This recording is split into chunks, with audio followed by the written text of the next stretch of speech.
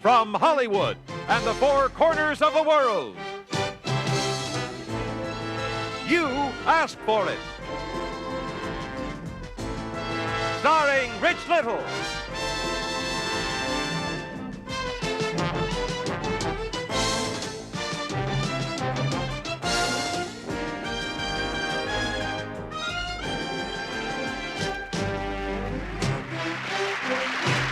Here's the star of You Asked For It, Rich Little.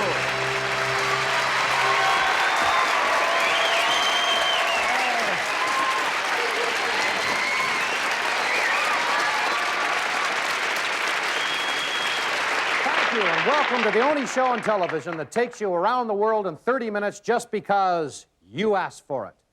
Tonight, you'll see French students risk their lives mountain climbing in the Alps, voodoo magic in Brazil, and much, much more. But first in our show, a question. Whatever happened to the typical American family? You know, the Midwest, a quiet farm, folks sitting around the dinner table. Well, Lori Barnes of Chisholm, Minnesota, because you asked for it, we sent our Desiree Goyette to visit the Lyle LaBarge family. Desiree, they are our typical American family, aren't they? Well, Rich, there's Ruth LaBarge. The children, Tammy and Shelley, Lyle LaBarge, and Sidney John. Sidney John? Well, I guess Sidney John is pretty unusual. But the LaBarges call him their son. And he dines with them every day. He eats the same food they do and takes care of himself very well for an 8-year-old. Sidney John isn't the only unusual member of this family. 9 bears, 11 horses, 2 raccoons, 7 skunks, 4 wolves, and an otter are all part of it, with a mountain lion, an African lion, and let's see, a Siberian tiger. The LaBarges are animal trainers, and their animals have been in lots of television commercials and several movies, including Mountain Family Robinson and Killer Grizzly. When you're doing movies, you usually don't teach them to do tricks. They usually want to film animals naturally, that you're doing movies with bears. They want bears. They don't want trick bears. They want bears that would do something naturally.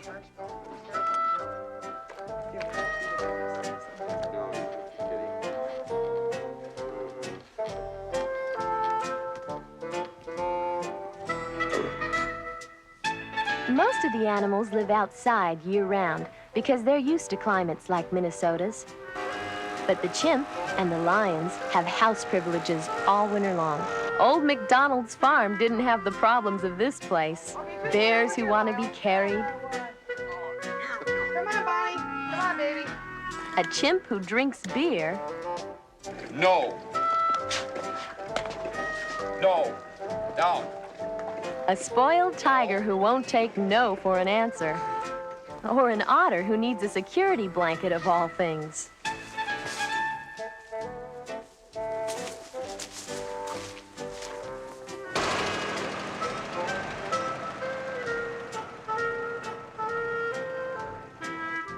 When the family members are wild animals, you can imagine how much mischief they can get into. And how about this sad result of overexposure to human beings?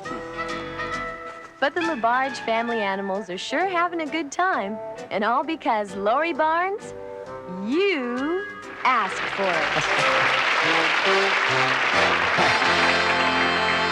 You know, that chimp became so human, I understand he's now swinging at Hollywood and Vine. Coming up, high risk in the French Alps with youthful mountain climbers. We'll be back.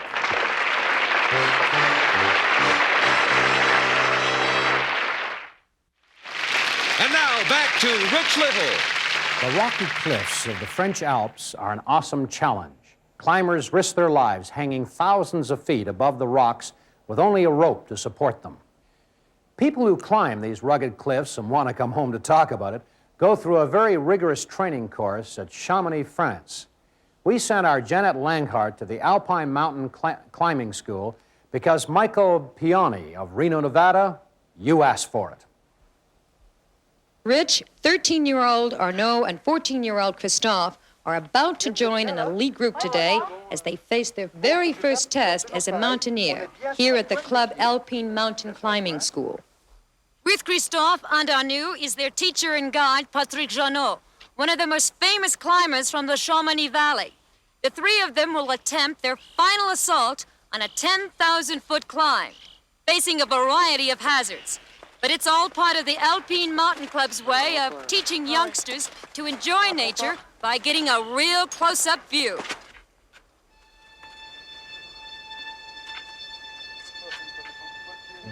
After a strenuous journey over a glacier, the team finally reaches the base of a 1,000-foot peak.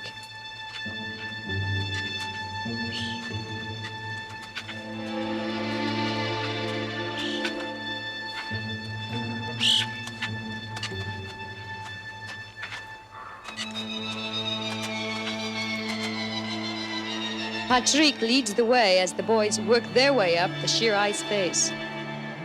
Le pied de l'arrimée jusqu'au sommet du sticky. Hein? D'accord? Patrick continues their lessons over every phase of the climb. C'est pas bon. Hein, vous êtes tous sur les bras, vous fatiguez les bras. Donc, il faut être toujours bien sur la pointe des pieds. OK?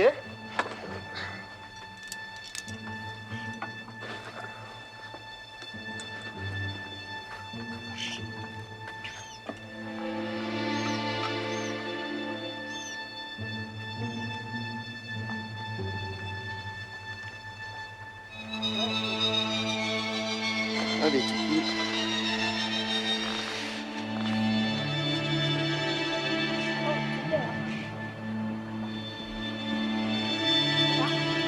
Voilà.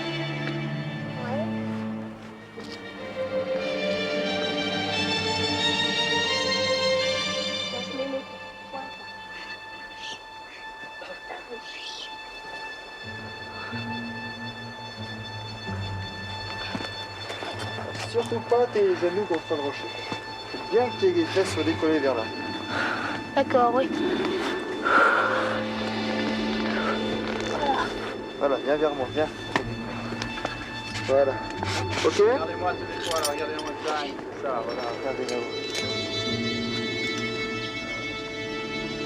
Once on top, the lessons out of the way, the boys proudly savor their accomplishments. Dans 3 ans, alors. OK? Allez, ça va là-bas. Ça va mettre chaud au vide. Oh, c'est normal.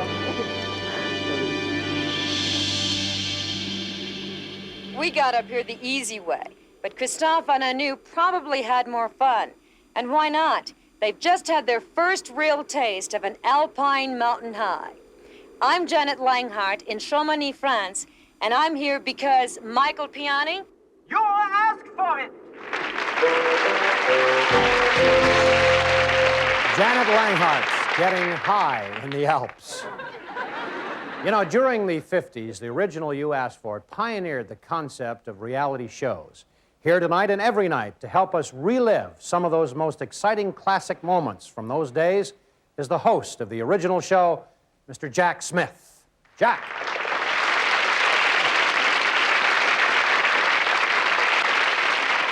Thanks, Rich. You know, when you mention Buffalo Bill, you think of one of the most colorful characters of the Old West.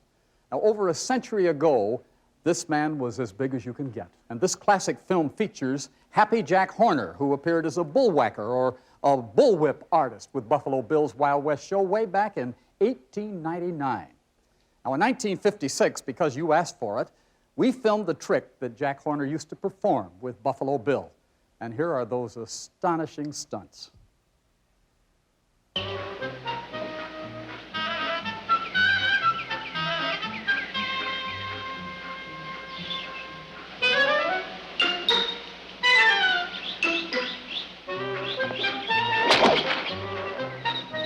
Now, this is Walt Appleberry acting as Happy Jack's assistant today. He places 2 ordinary playing cards upright on the corners of the box. First with the right hand. Then watch the left hand.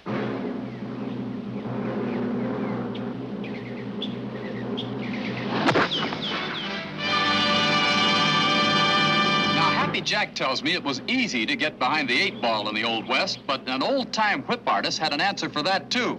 Watch. 8-ball in the side pocket.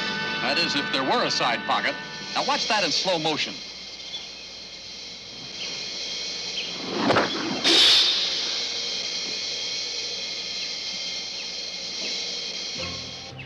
On the other hand, if some Jasper was to set him up, well, Jack knows what to do at whip length. Shucks, it was empty anyhow. But the slow motion camera shows Jack's uncanny accuracy.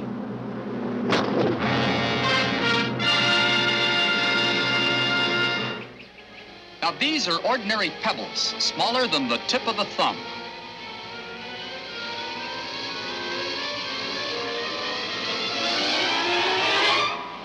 He gets one.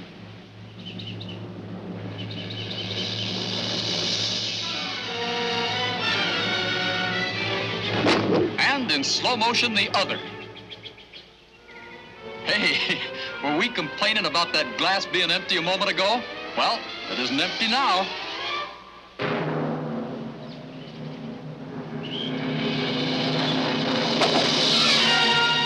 And in true Western tradition, he barely lost a drop. But you'd better take it slow, Jack. That stuff is liable to whip back.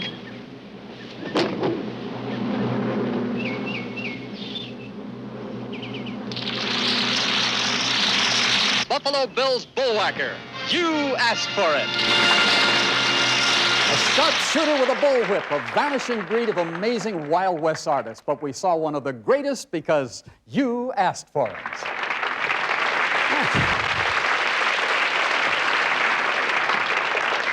Well, cracker, Jack. We'll be right back with a crew of Mad Cat Muppets and their fun-loving creator, Draculita.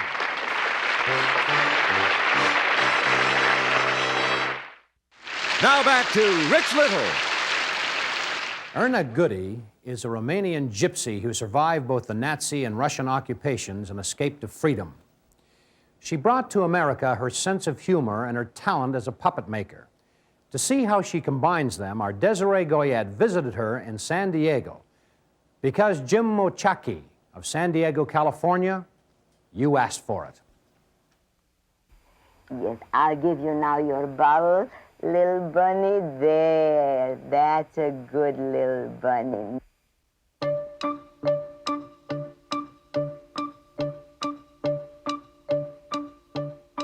This is Erna Goody, a fun-loving 59-year-old Romanian with an entire mini menagerie at her fingertips. It all started after Erna came to America when Romania was threatened by communist rule. Given the choice of leaving America when her visa expired or proving herself an asset to her community, she immediately began working and performing for senior citizens and the mentally retarded. Soon she was granted her citizenship and has been bringing joy and laughter into hundreds of people's lives ever since. I do all these things with the puppets because I need to share it, and especially when it does some good. What else can one want? Each puppet is handmade and fully costumed by the master puppeteer herself, and they range from rabbits, raccoons, and rodents to cats, monkeys, and squirrels. She's even turned common household items like brooms and mops into the craziest of characters. All of us keep the child part in us all our life, no matter how bad we are. There is still in us the child part, and that is the best part.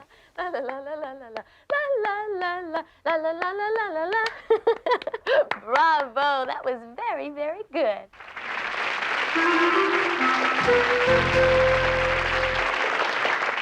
We want to thank you, Jim Mochaki, because you asked for it. This is Kurt Douglas. You asked for it, keeps bragging. They'll go anywhere to bring you an unusual story. Well, if that's true, why haven't they examined my dimple?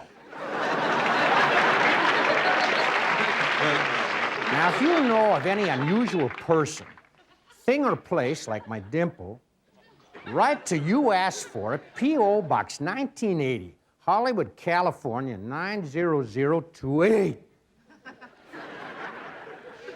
This is a practitioner of Makumba, the unusual voodoo rituals conducted in Brazil. When people in Brazil go to such a ceremony, they bring gifts from a special Makumba store. And to see such a store and the ritual itself, we flew our Georgette Aruba to Rio de Janeiro because Gregory Green of West Bloomfield, Michigan, you asked for it.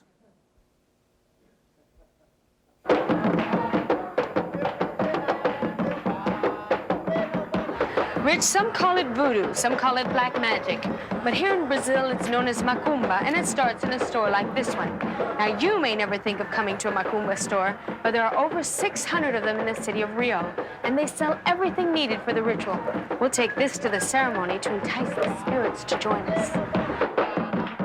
Umbanda is the name of the religion. Makumba is the ritual. More than half of the Brazilians are believers to some degree.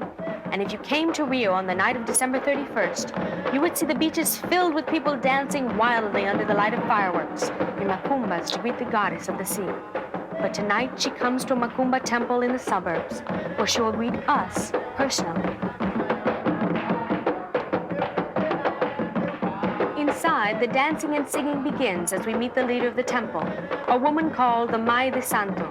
We give her flowers as well as the candle we bought, and they are received graciously. The Umbanda religion came from Brazil's African slaves, and it combined their gods with the Christian beliefs they were forced to accept. The Makumba is a ritual that brings us closer to the spirits, spirits that literally come from the other world to join us.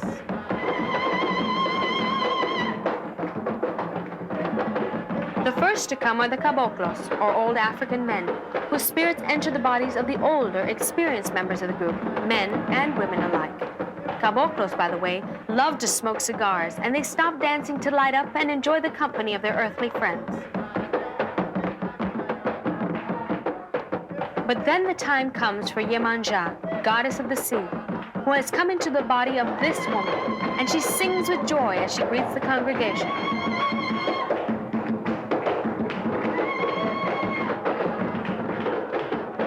At this Makumba, we are privileged indeed. Before she returns to the spirit world, the goddess says, "Remember me when you are near the sea." She offers me a gift and tells me to live a fulfilling life and one that is happy. The dark side to all this is something called black Makumba, where practitioners are paid and evil spirits are used to do harm to people. But in this temple, we see white Makumba, in which the people and the gods are happy in just being together. The Makumba will go on for hours, drums beating and feet dancing for the pleasure of the spirits, spirits that were with us tonight, because you asked for it.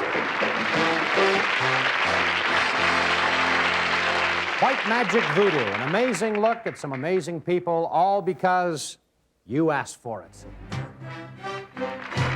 Rich will be back in a moment with more You Asked For It. And now, back to Rich Little. Well, that's all the time we have tonight. Join us next time on You Asked For It. Good night, everybody.